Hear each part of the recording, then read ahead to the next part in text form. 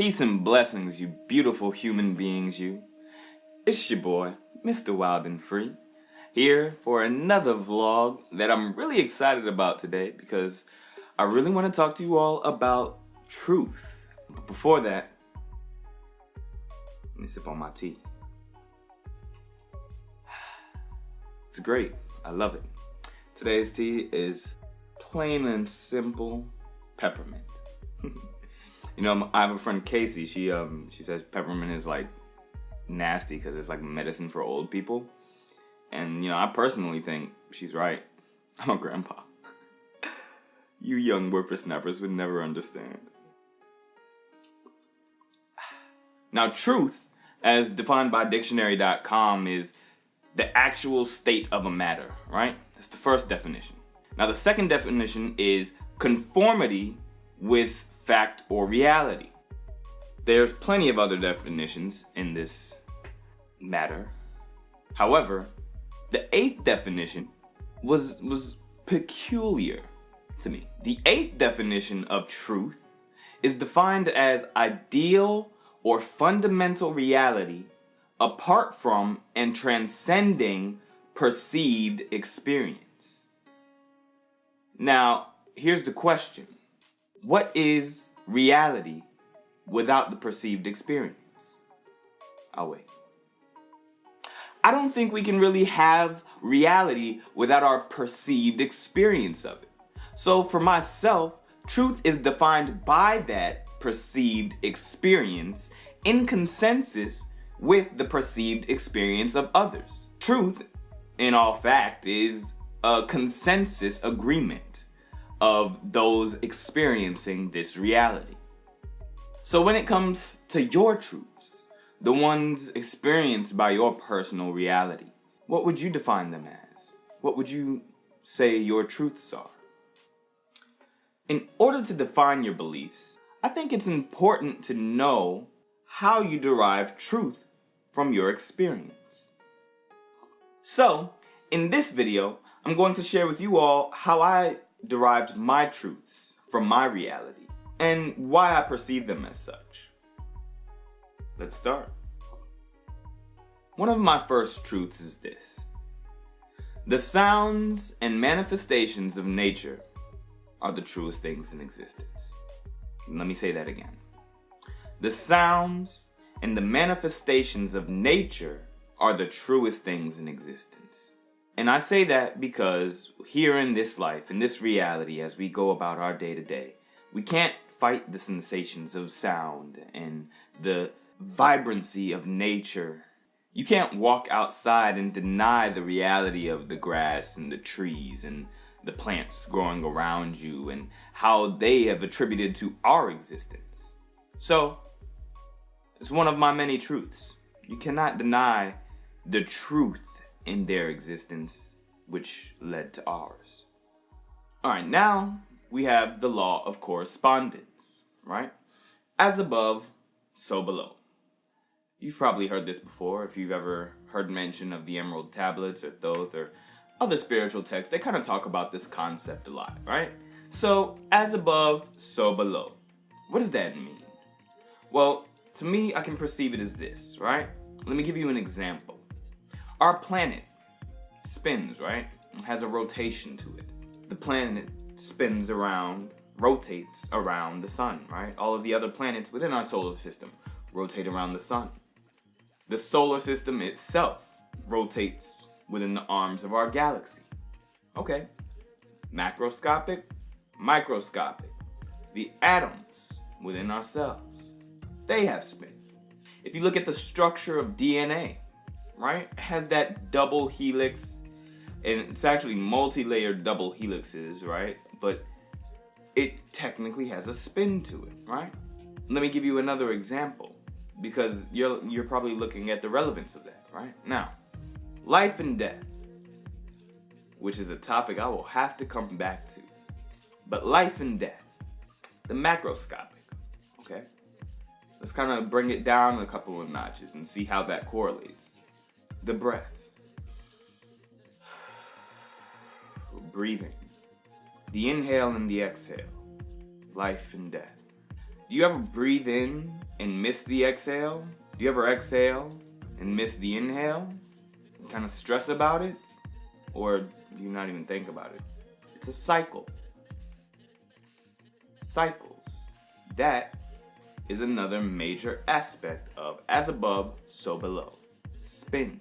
Everything has a cycle. There are seasons as the planet spins. You have astrology and how those cycles occur. You have the day and night cycle. The inhale, the exhale, the masculine and the feminine, the dance that happens between duality, two polarizing elements. I will come back to this because there are so many topics that we can delve into just based off of this concept of as above, so below on its own. Alright, so another truth of mine is this. Change is the only constant. What is it about nature that perpetually drives us forward? How is it that I'm not sure if anyone else has recognized, I'm sure a lot of you have, but if you look at the youth today, the children, they seem so ahead of their time. They have this wisdom to them, you know? And it's a little different than I think it was when I was a child. Perhaps a little different than how my mother perceived us as children, right? But very similar, right? With each generation, there's always this, man, these kids are something else, you know? And that change that occurs, right? It changes our world. The change that we wish to see in the world usually happens over generations. Nature iterates to perfection. A concept I'll have to come back to. Change is the only constant. Growth only occurs through change, right? Change is growth. Growth is change. As you move through life, you will tackle adversity. You will come across trial and tribulation and failures after failures until you reach some modicum of success. Some part of your own definition of what success is. Change is what got you there. Staying still will never lead you to that success or that ultimate version of yourself. Change is the only constant. Next is, and I love this, may all beings be happy. I learned this from a Vipassana meditation retreat that I went on, which of course I'll get into at some point, but this video is mainly about my truths and how I come to perceive them to be so. May all beings be happy. When you extend your happiness outward onto the world and unto all living beings, right? No speciesism around here. You start to recognize that you absolve your karma, right?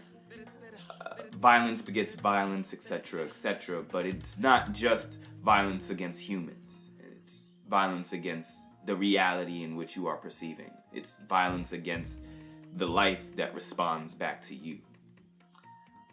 I'll leave it at that for now. We'll come back to that. The next truth of mine is intuition. Many of you have heard of the chakra system, right? The reason why I brought it up is because a lot of people say they act on instinct. Instinct is a root survival mechanism. Intuition comes from the crown, right? They have a similar property, as in it kind of comes to you out of a place of knowingness. Intuition comes from such a high place that it's almost like a whisper amongst the cacophony of thoughts that you're having. Cacophony. So, of course, I'm going to delve deeper on that at some point. But I definitely wanted to talk about intuition being so close to core, so close to center, so close to ultimate knowingness. And I was able to experience this as a part of my reality because of the meditation retreat that I went on. So, as I said, more on that later. Alright, so another one of my truths that I feel like I defined early in life because I am a Gemini is duality. The yin and the yang, the masculine and the feminine, the black and the white. So many juxtapositions within our reality. For me, it's the manifestation of everything in physical form and in this reality that we live. It ties right back into the breath. And as above, so below. It's easier to correlate things with that concept of as above, so below when you put it in terms of duality. Now, one of the last truths that I'd like to mention to you all today is frequency. Sound, vibrations, music, resonance, cymatics. Alright, so cymatics is something else entirely. When I saw it, it blew my mind. It's something else to see sound, like pure frequency, create these very complex sacred geometric shapes. And there's this video that you all have got to see, but this test group used water and corn syrup and tried the same principles of applying it to a frequency. What manifested was astounding, right? It's literally a visible representation of what they mean by this is a vibrational reality. We are nothing but frequency and light. So I'll leave a link for that in the description below, but when I say, man, this blew my mind, it had absolutely, without a doubt, 1000% became one of my truths, that we should start taking sound and vibrations and music more serious. So that's a list of my many truths, and all of the truths that I come up with in my life are kind of derived from those truths. And honestly, I believe that a lot of what I've learned from the books that I've read and the experiences that I've had, it started to help shape me more and more. And when you come across certain information, you'll know. It'll just resonate with you and it'll become your truth. It'll pass through the filter of the truths that you are already familiar with and that you identify with in your life. And then you can start working on building up your belief system, right? A foundation for you to stand upon. Because I understand that in this world, at this time, religious culture is taking a shift. There are so many people out there who have started in some religion, one or the other, and have found their way into a place of unknowing. They have become atheist or unsure of what their beliefs are, or they were so afraid of the unknown that they doubled down on their understanding of their own religion. And I'm not saying that there is a good or bad to any one side of this, but as one who has kind of ventured down that rabbit hole, I want to help people build their own foundation of belief and spirituality. And I think it's very important that we define our truths very succinctly. It's a nice word, right? So take a moment to reflect, look into your own life, and see how it is that you derive the truths that you stand upon. And in that, you can never neglect the power of participation, right? When you participate in shaping your reality, more likely than not, it's going to become a reality that you enjoy and a reality that you find beautiful. So with that being said, that'll do it. That'll do it for this vlog. I think I covered most of what I wanted to say today. Peace and blessings, you all. Have yourself a nice cup of tea. Oh, and be sure to check out the Melanated Lenses podcast. Melanated Lenses is kind of what it sounds like. It's for everyone, but it's from the melanated perspective, giving you insights on all types of things. We talk about AI, we talk about manhood, we talk about relationships and government and spirituality and consciousness. So do yourself a favor, go find it on iTunes or the podcast section of iTunes, Melanated Lenses, right? Give it a listen. Let me know your thoughts. Leave us a review. Give it 5 stars. All of the good stuff. And if you enjoyed this vlog, I'm sure you'll enjoy the content that we have in that podcast. So, all the best to you. Until next time. Mental state of mind is the key to that wealth. Trying to get ghosts, find peace and stealth. But I'm a beast, and I'm amongst my tribe, and I'm trying to help all of us here survive.